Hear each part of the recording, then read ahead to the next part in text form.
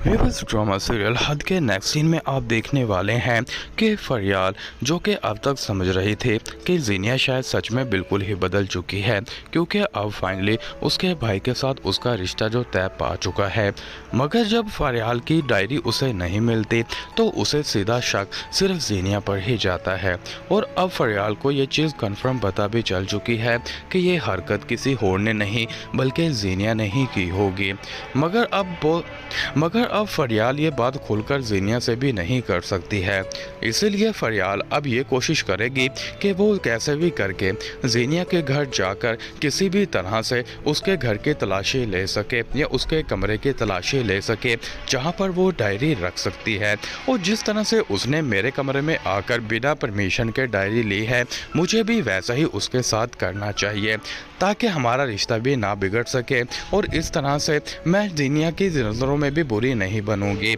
मगर दोस्तों, ड्रामे के दूसरे पल में आप ये भी देखने वाले हैं कि अब महक और ज़रार की मुलाकातें बहुत जल्द दिन ब दिन ज़्यादा ही होती जाएंगी, क्योंकि कहने को तो ये दोनों अब एक दूसरे से दूर हैं, मगर फिर भी इत्तफाकन इनकी मुलाकातें एक दूसरे से होती रहेंगी। जबकि एक पल में मोड़ ऐसा भी आने वाला है जब ज़रार